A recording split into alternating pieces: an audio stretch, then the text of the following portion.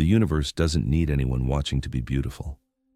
466 million years ago, something happened to the sky above Earth, something no human eye would ever see because there were no eyes yet, not on land, not looking up. For a stretch of a few million years, geologists now suspect, if you'd stood on the equator and tilted your head back, you would have seen a band of light arcing overhead. Not the moon, not a comet passing through. A ring, the kind of thing you associate with Saturn, sitting calm and improbable in a school textbook photo, not with the planet under your own feet. I need to say this carefully, because the people who found the evidence say it carefully. This is not settled. It's one paper, one team, 1 year old at the time I'm recording this. It is disputed right now, by name, by other scientists who've looked at the same rock and drawn a different conclusion. I'm going to give you both sides in full. But I want you to sit with the shape of the claim first, because it's the kind of idea that, once it's in your head, changes how you look at the sky. Here's the shape of it. Around 466 million years ago, something enormous wandered too close to Earth.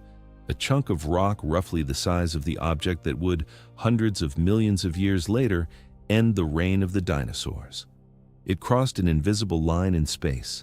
Past that line, a planet doesn't just tug at a passing rock, it tears it apart, not with fire, not with impact, with nothing but gravity, pulling harder on the near side of the object than the far side, until the rock comes apart in place, mid-orbit, like a dropped plate that shatters before it even hits the floor.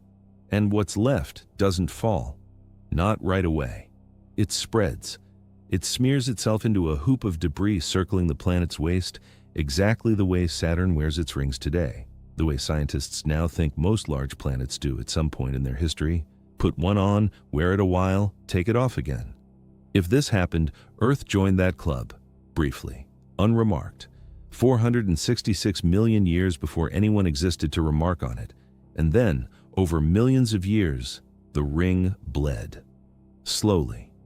Piece by piece, rock came down out of that band and struck the planet below, not as a single catastrophe, but as a long, patient rain, aimed with unnatural precision at one part of the globe. That's the clue that started all of this, not the ring, the rain. Geologists had known for decades that something strange happened to Earth around this time. A sudden 40 million year spike in meteorite strikes, far more than the ordinary background patter of space debris. For a long time, the explanation was almost boring. Busy patch of sky, unlucky few million years. Move on. Nobody thought to ask a stranger question, not how many rocks fell. Where? That question sat unasked for decades. And when a team of geologists in Australia finally did ask it, when they took the impact craters left behind from that spike and worked out exactly where on the ancient globe each one had actually landed, they got an answer that by their own math should barely ever happen by chance. I'm going to walk you through exactly how they got there, because the way they got there matters as much as what they found. This isn't a story about a telescope pointed at the sky. It's a detective story told entirely in rock, in the chemistry of limestone laid down when the only living things on land were mats of nothing much at all, and in a probability calculation that, when I first read it, made me put the paper down for a second. But before I get to the ring itself, I want to take you back further, to the 18 months before anyone even thought to ask about a ring.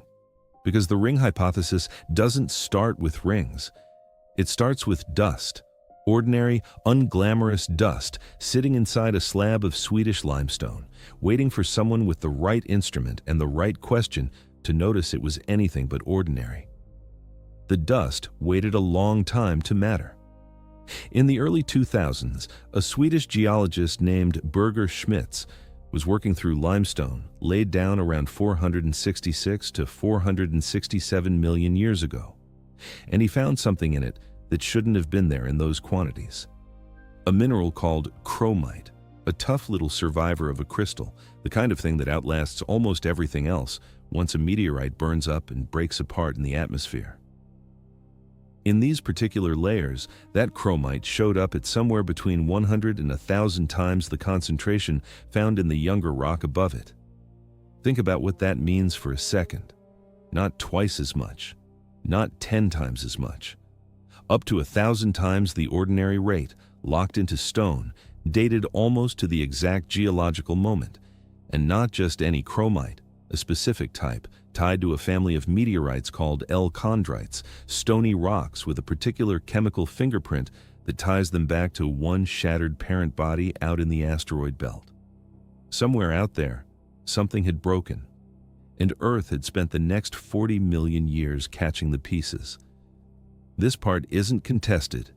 It's about as settled as ordinary science gets, replicated, dated, agreed on. Something big broke apart in the early Ordovician, and for tens of millions of years afterward, Earth ran through an unusually heavy patch of cosmic weather. Picture 40 million years of a hailstorm following decades, centuries.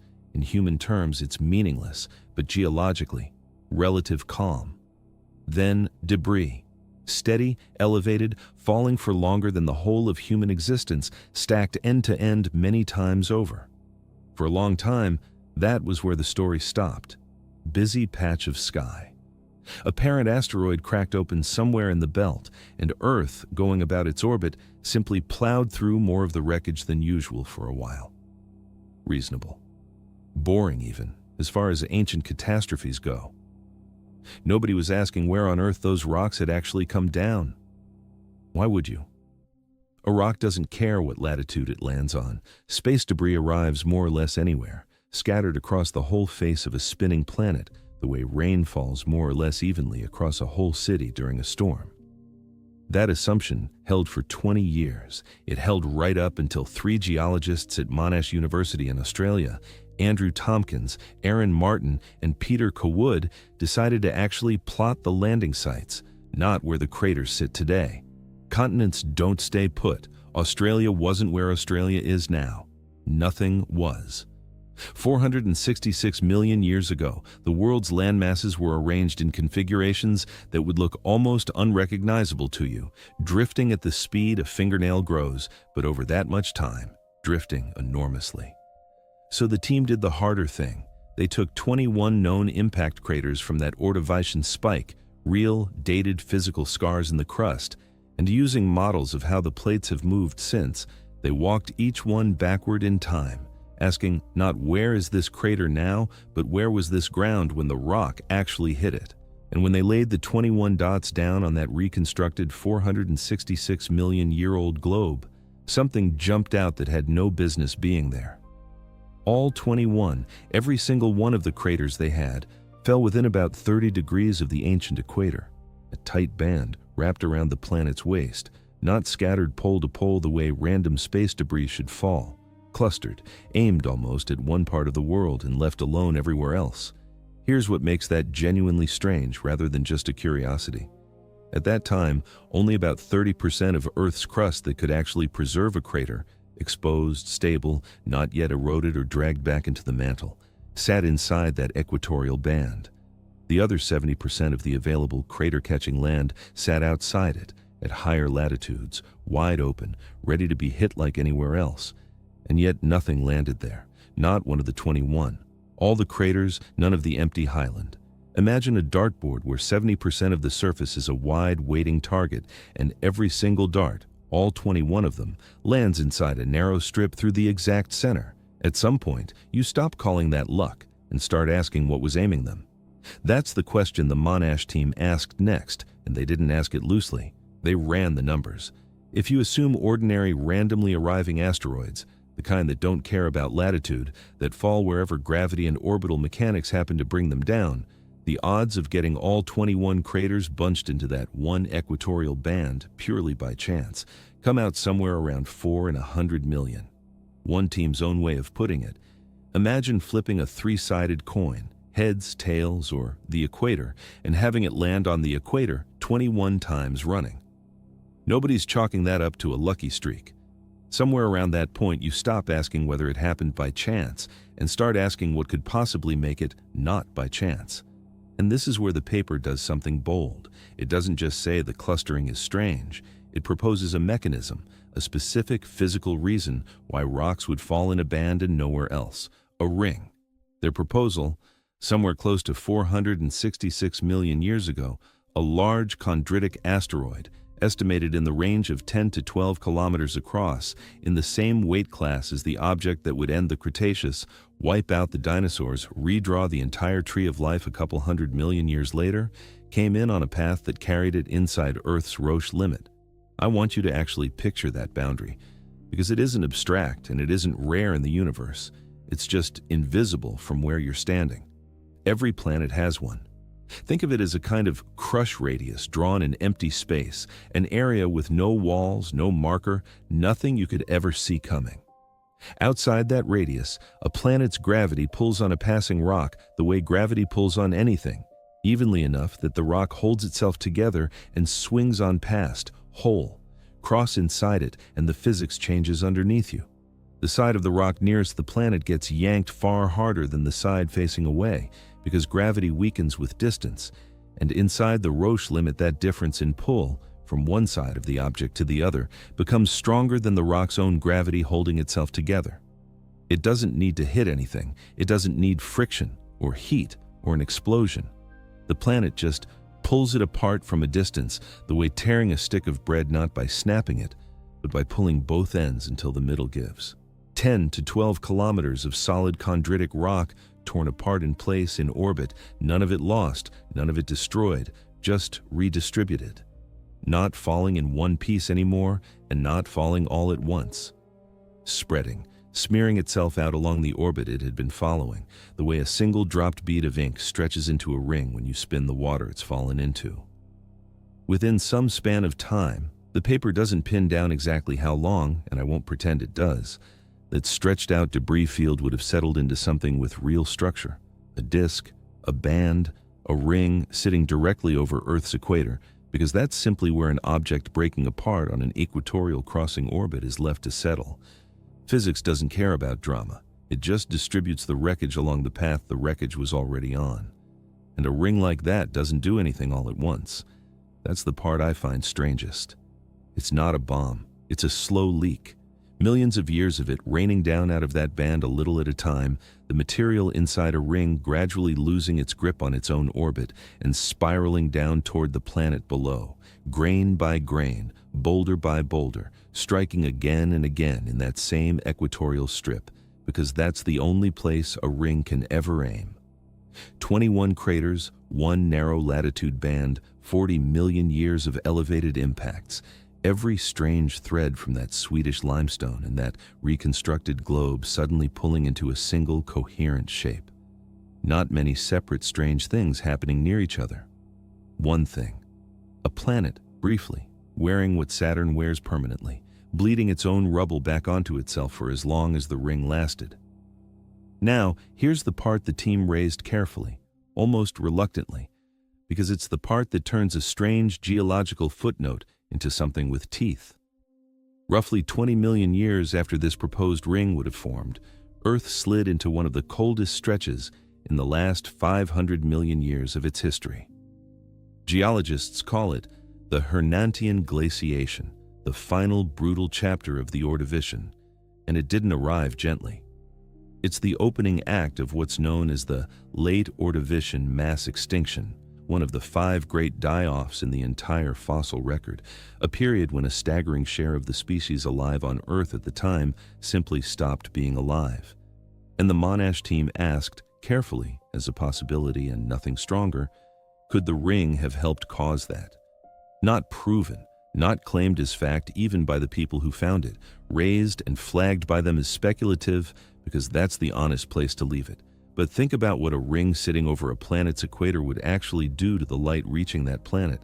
Not blocking it entirely, nothing so dramatic as a permanent eclipse, but dimming it.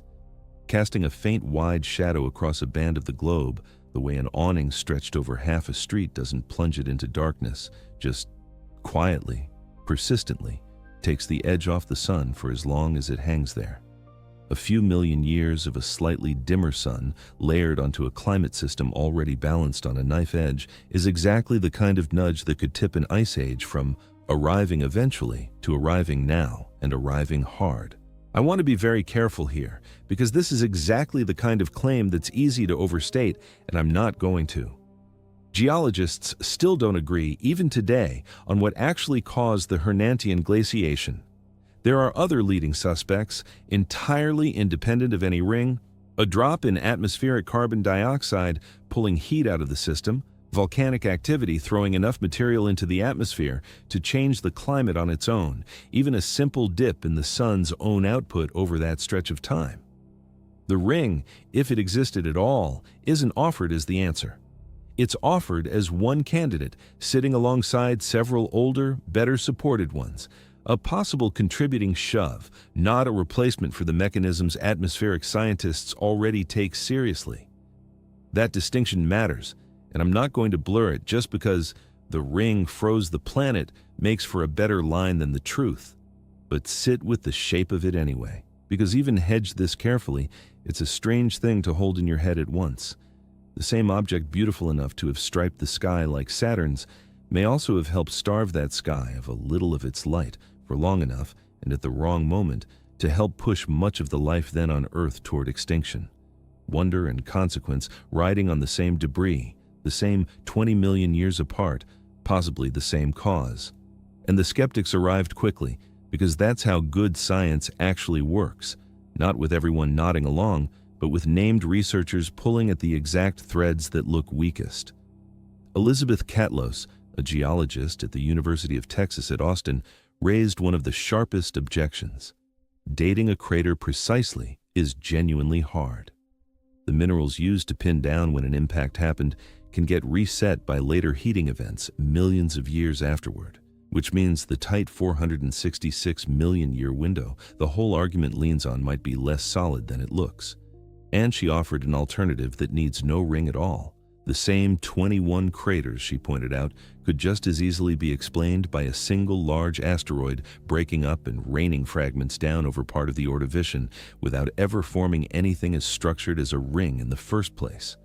A second voice pushed from a different angle entirely. Andy Rivkin at the Johns Hopkins Applied Physics Laboratory didn't dismiss the idea. He called it plausible. But plausible to him isn't the same as convincing. Before he'd be willing to say a ring genuinely existed, he wants to see far more advanced simulations run against the claim, models that precisely calculate the actual odds of an object like that coming in on exactly the kind of close, shallow encounter needed to shred inside the Roche limit rather than simply slamming straight into the planet, and models that account properly for how L-chondrite material, specifically, behaves when it's torn apart that way. It's the kind of caution that isn't skepticism for its own sake. It's someone saying, essentially, the math on this needs to go several steps further before I'll stand behind it. And then there's the objection that, to me, cuts deepest, because it doesn't come from questioning the Ordovician rock at all. It comes from looking somewhere else entirely. A few years before the Monash paper, in a separate 2022 study, a researcher named Anthony Legain and his colleagues compared the impact crater record across 3 different worlds: Earth, the Moon, and Mars, going back 600 million years. If something as significant as a burst of ring-fed bombardment had struck Earth in the Ordovician, you might expect at least some trace of that same elevated period to show up on the Moon or Mars too, since none of the 3 worlds has any reason to be shielded from the same general neighborhood of debris passing through the inner solar system at the same time. Logan's team found nothing of the kind. The Ordovician spike shows up only on Earth, not on the Moon, not on Mars. And Lagan's own reading of that leans towards something almost deflating. Not a ring, not a rain of debris at all, but a simple bias in what survives to be found.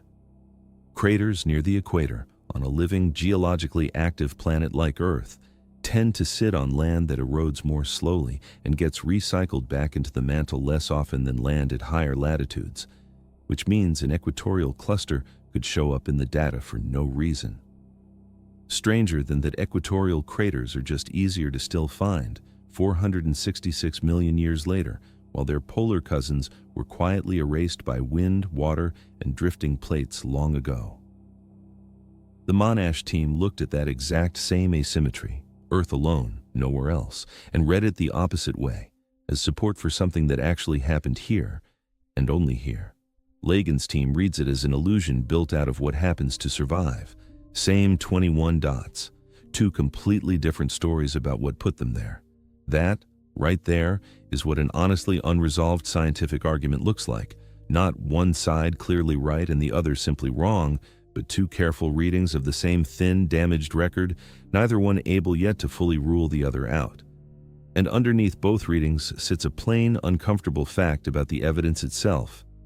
21 is not very many craters. It's not thousands. It's not even hundreds. It's 21, scraped together from a planet that has spent 466 million years since then aggressively erasing its own history. Eroding, subducting, burying, folding old crust back down into the mantle and melting it into something new. Whatever survived to be counted is not a random, complete sample of everything that once fell. It's whatever happened to sit on the more stable, better studied, more accessible parts of the crust, which is exactly the kind of quiet bias that can manufacture a pattern that was never really there or mask one that was. So where does that leave the honest version of this story?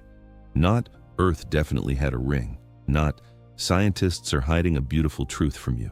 Somewhere much more interesting than either of those. One peer-reviewed paper, one team, working from a genuinely strange pattern in the rock, proposing a mechanism that is physically sound and elegantly explains what they found, and a handful of serious named scientists who've looked at the same evidence and aren't yet convinced for reasons that are themselves entirely reasonable. That's not a story with a villain or a debunking. That's just what the edge of knowledge actually looks like while it's still being worked out, before textbooks get to smooth it into a clean paragraph. And here's the thing that keeps pulling me back to it, skepticism and all. Step back from the 21 craters, back from the chromite in the Swedish limestone, back from the Roche limit and the probability math, and look at where this claim actually sits inside everything else we already know for certain. Rings are not some freak exception the universe made once for Saturn and never again. Saturn has one, so does Jupiter, fainter and harder to see. So does Uranus, so does Neptune. 4 of the 8 planets in this solar system alone are, right now, today, wearing a ring of some kind. And planetary scientists don't think of a ring as a permanent identity a world is simply born with. They think of it as a phase. Something a large enough body can pick up when the right object wanders too close, and lose again over time as that material either falls inward or drifts away. Not a monument. A costume, worn for a while, at a rate that turns out to be closer to routine than miracle. Which means the actual claim being made here isn't really something wildly exotic happened to Earth once. It's smaller than that, and somehow stranger for being smaller.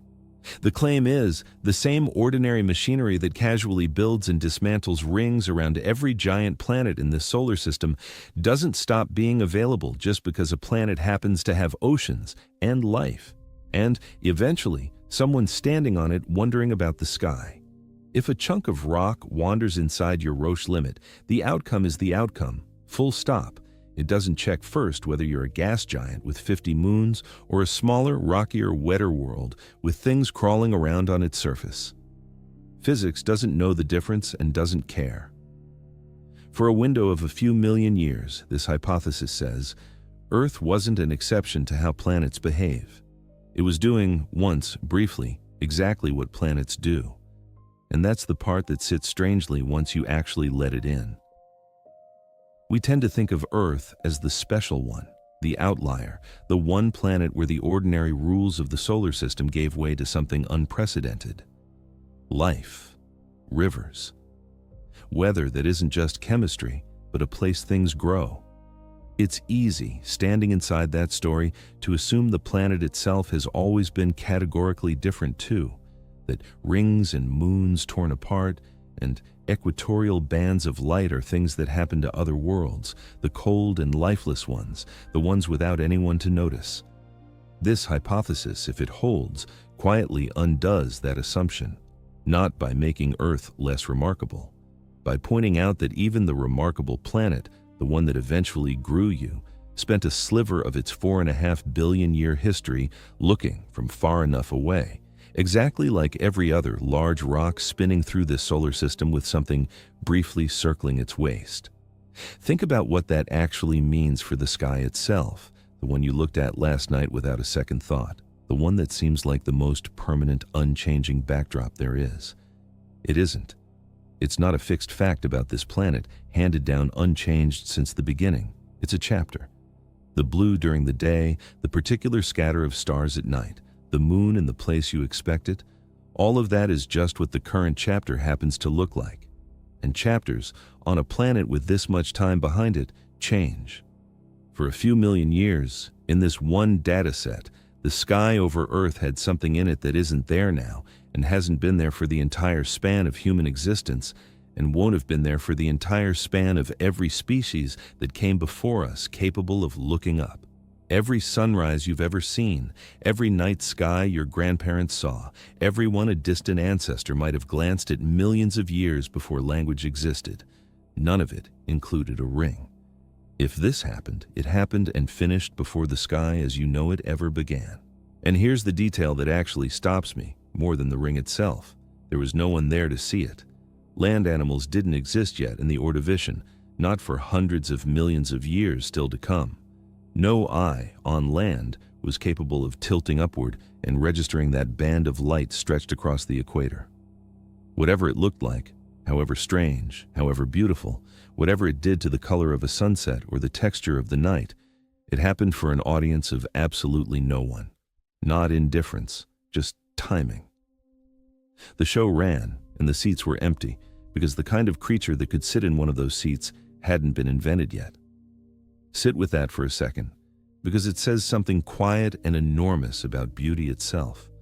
We tend to assume, without ever quite saying it out loud, that beauty needs a witness, that a sunset only really counts if somebody's there to feel something about it, that the universe is somehow performing for us, timing its wonders to when we'd be around to notice.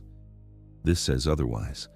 If a planet wore a ring of light around its equator for a few million years with nothing on it capable of looking up, then whatever that was, stunning, strange, indifferent, it didn't need you. It didn't need anyone. The universe was already doing this before there was a single creature alive to call it beautiful, and it will very likely go on doing things like this long after there's no one left to watch either. And it makes you wonder what else is happening right now on this planet or 1,000 others that no one will ever be positioned to see. Deep time doesn't owe anything a witness. 466 million years is not a number your body has any real way to hold. Try it anyway. If you laid a single human lifetime, generously, at 100 years, end to end across that gap, you would need something on the order of 4.5 million of them, one after another, just to bridge the distance back to the moment that asteroid is thought to have crossed the Roche limit. Every one of those lifetimes empty. No cities, no written word, not even the first stirrings of anything on land that could be called an animal. Just rock, ocean, and, if this hypothesis is right, a faint band of light wheeling silently overhead, indifferent to the fact that it had no audience and never would, for as long as it lasted. And somewhere in that unwitnessed span, the rain from that ring, if it was there, kept falling.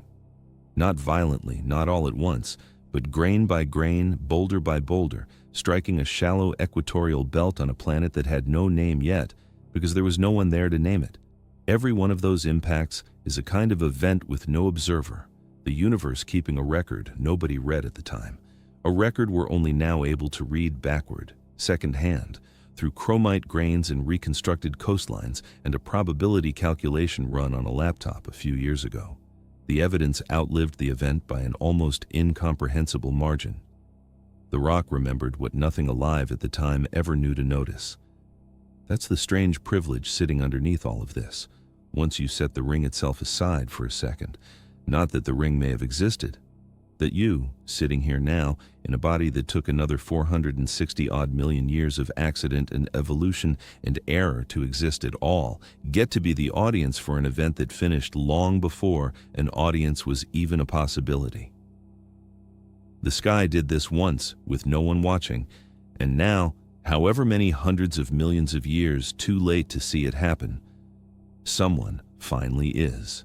And maybe that's worth pausing on for a moment longer, because there's something almost dizzying about being the species that finally showed up late enough and built enough tools to read a sky that closed itself down before anyone could look at it. We didn't inherit a memory of that ring. Nothing alive carries so much as a flicker of it. No instinct, no myth, no bone-deep sense that something used to hang overhead. It left no trace in any living thing, because nothing alive was there when it left.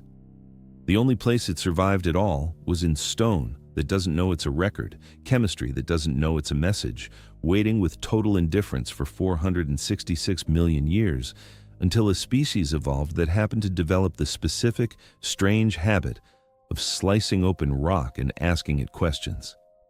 If this is the kind of thing that gets under your skin the way it's gotten under mine, this channel exists for exactly this feeling.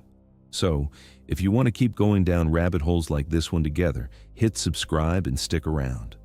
There's something almost funny about it if you let yourself sit in the absurdity for a second.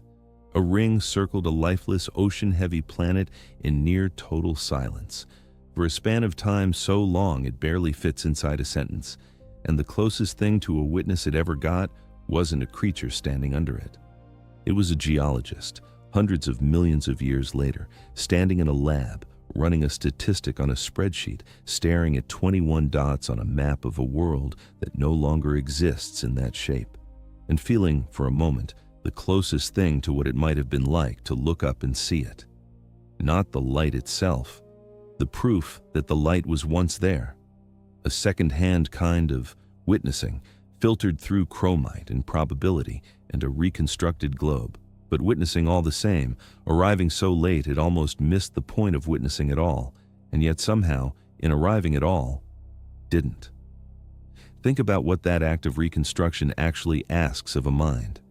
You are not just reading a map, you are asking a computer model to take a crater sitting on a continent today, strip away 466 million years of drift, subtract every inch of the distance that landmass has crept since, spin it back through configurations of ocean and coastline that no map from history ever recorded, because there was no one to draw one, and trust that the physics of moving plates measured today still holds true across a gap of time that dwarfs the entire fossil record of anything with a spine. That's not reading a clock. That's building one, backward, out of nothing but the speed continents crawl and the patience to run the math out across 500 million years. And the strange thing is, none of that reconstruction cares whether you believe in it. The plates don't need your faith to have moved the way they moved. The chromite doesn't need anyone convinced of anything to have settled into that limestone at the concentration it settled at. The 21 craters don't need consensus to sit exactly where they sit on a corrected map of an ancient world. Every piece of this evidence existed, silently, correctly, for hundreds of millions of years before a single argument was ever had about what it meant. The argument is ours. The rock was already finished being right or wrong, long before anyone showed up to disagree about it. That's maybe the strangest part of doing this kind of science at all. You're not discovering the past so much as catching up to something that already happened and stopped waiting for you. The ring, if it was there, didn't linger in the sky hoping to eventually be noticed. It formed, it rained itself back down onto an equatorial belt on a planet with nothing on land to see it, and then, in some span of millions of years, too slow for anything to have called it an ending, it simply stopped existing. Not because anyone measured it, not because anyone dated it. It ended on its own schedule, indifferent to the fact that the species that would eventually reconstruct it from limestone and crater statistics wouldn't exist for almost 500 million more years. And that chain of trust runs all the way down to right now, to this very sentence. Everything I've told you about the odds, about the size of that asteroid, about the exact shape of the team's own calculations, none of it came to me untouched. It passed through the paper, then through press summaries, then through outlet after outlet, repeating and rounding and simplifying. And by the time it reaches a narration like this one, some of the sharpest numbers have softened at the edges. The precise odds, the precise size of the asteroid, reported consistently across multiple independent science outlets, but not confirmed against the original paper's exact wording in every case. That's not a flaw hidden from you. That's just what honest secondhand knowledge looks like when the primary source sits behind a wall only a handful of people ever get to open. It's a small thing, maybe, next to a planet wearing a ring, but it's the same discipline, really, just turned inward. The same instinct that asks a scientist not to claim more certainty than the rock actually gives them is the instinct that should stop anyone telling you this story from claiming more precision than the record actually supports. Somewhere between the equator of a 466-million-year-old planet and the sentence reaching your ears right now, there are hands this passed through, a geologist's, a science writer's, mine. And every one of those hands owed the same quiet debt. Say only what the evidence will actually bear, and say the rest as what it is. A guess, a good one, not a fact. And somehow that honesty doesn't make the idea smaller. If anything, it makes it feel more real, in the way an unfinished sentence sometimes says more than a tidy one. A planet that might have worn a ring once, for reasons still being argued over, by people still checking each other's math in real time, feels less like a museum plaque and more like a live question, still open, still being asked, with you arriving at exactly the moment in its 4.5 billion year history when someone finally started asking it out loud. There's one more layer of uncertainty worth naming honestly, separate from anything already raised because it sits underneath the whole method rather than any single crater. Reconstructing where a piece of crust sat 466 million years ago isn't like consulting an old map that somebody carefully folded away and forgot about. There is no old map. There was never anyone standing on that ancient coastline with a surveyor's instrument, fixing its position for the benefit of geologists 500 million years later.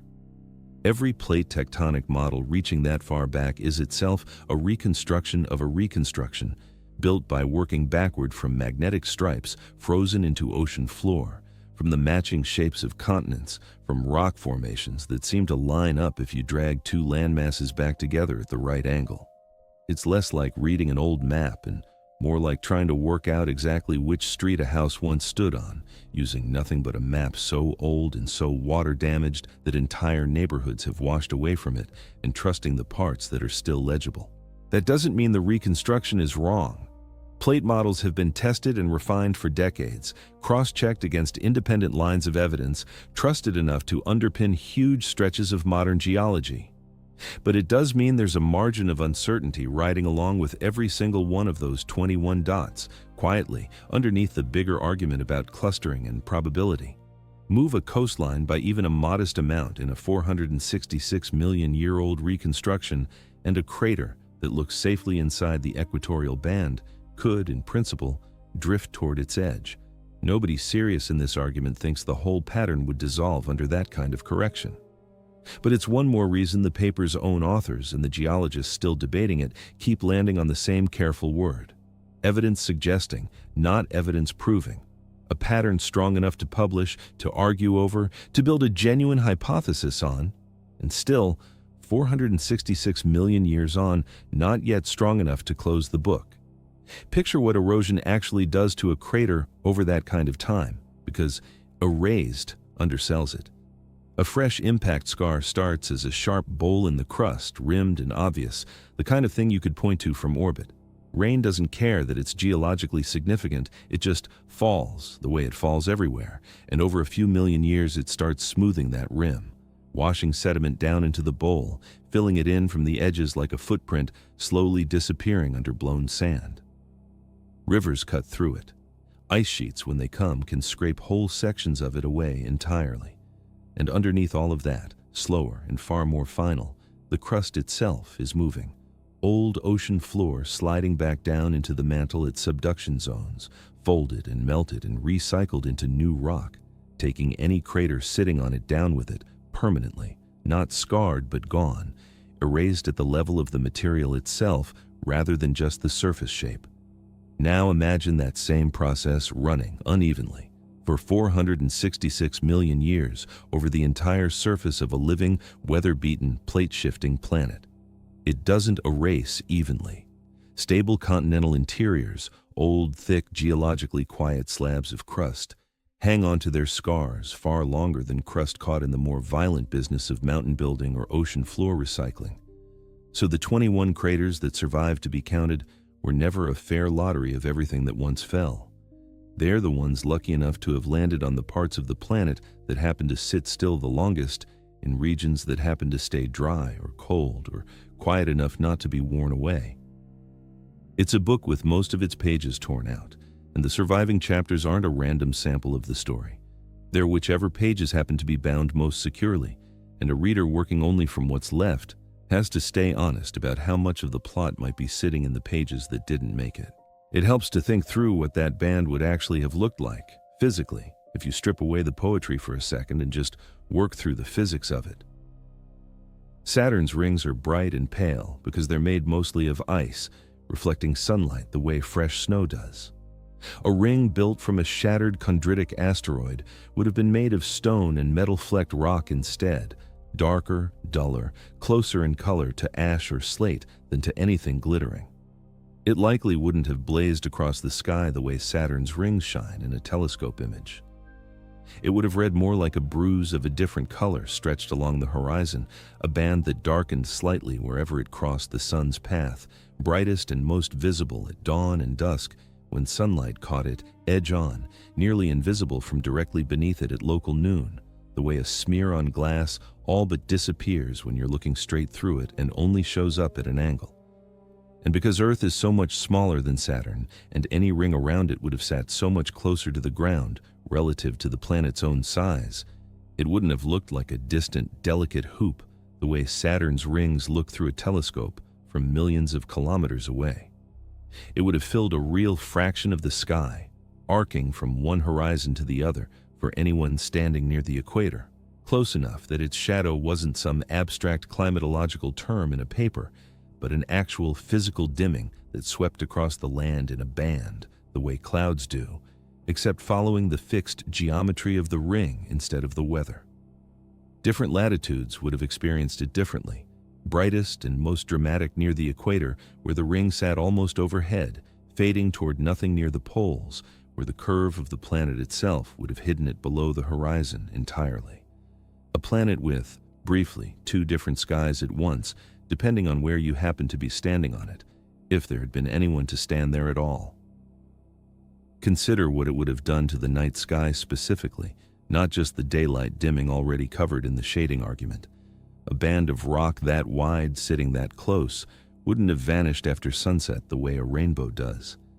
It would have kept catching sunlight long after the ground beneath it had gone dark, lit from the side by a sun that had already dropped below the horizon for anyone standing on the surface, the same way the International Space Station catches sunlight visibly today from a dark ground, except this wouldn't have been a single moving point of light.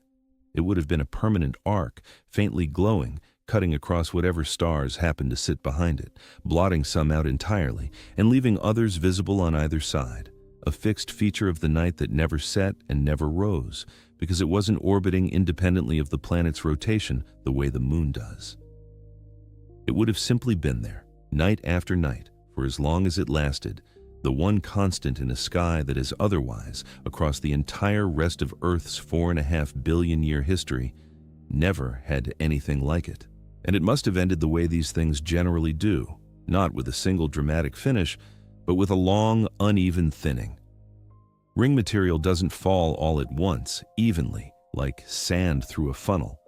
It falls unevenly, denser patches losing material faster than sparse ones, until what had been a solid, continuous band would have started developing gaps, thin patches, a structure closer to tattered lace than an unbroken hoop. The nightly arc would have grown fainter by degrees too slow for anyone to have noticed, had anyone been there to notice, until at some point, no one knows precisely when, the brief itself doesn't pin an end date to this any more than it pins an exact beginning. The last significant clump of debris finally crossed back inside the atmosphere and burned or fell, and the sky above the equator went quiet in a way it hadn't been for a few million years, and has stayed quiet ever since. Nothing marked that moment. There was no last observer to say the ring is gone now, watch the final piece come down. It simply stopped, the way a fire eventually stops needing tending because there's nothing left to burn, and the world kept turning underneath an empty band of sky that would, hundreds of millions of years later, become the exact stretch of sky you can still walk outside and look up into tonight, indistinguishable now from every other part of it, carrying no visible scar, no residue, nothing to show that anything had ever hung there at all. Whatever proof survives isn't up there anymore. It's down here, in 21 scattered craters and a few kilograms of unusually enriched limestone, which is the only reason anyone in the 21st century gets to know the sky was ever anything other than what it is right now. It's a strange kind of inheritance when you think about what geologists are actually handling when they hold one of those enriched samples. A piece of limestone that looks to anyone without the right training like nothing more than gray, unremarkable rock, the kind you'd walk past without a glance, maybe skip across a pond without a second thought. And embedded in it, invisible to the naked eye, sits a slightly higher concentration of one particular mineral than the layer just above or below it, a difference measurable only with the right instruments, meaningless to almost every living person on the planet, and yet, read correctly, a fragment of a story about a ring of rocks circling the equator 466 million years before anyone existed to see it circle. That's what most of deep time actually looks like, in practice. Not fossils with recognizable shapes, not dramatic ash layers you can see with your eyes the way you can see the boundary line marking the extinction of the dinosaurs in certain cliff faces. Mostly it looks like almost nothing. A slightly different number in a slightly different layer of otherwise ordinary stone, sitting there for hundreds of millions of years, patient in a way nothing alive has ever managed to be, waiting not for anyone in particular, not hoping to be found, just persisting until, eventually, by pure accident of when our species happened to arrive and what tools it happened to build, someone finally had both the equipment and the curiosity to ask the rock what it remembered. And there's something worth saying about the researchers themselves, plainly, without dressing it up. Putting a hypothesis like this into the world is not a small or comfortable thing to do inside a field that runs on caution.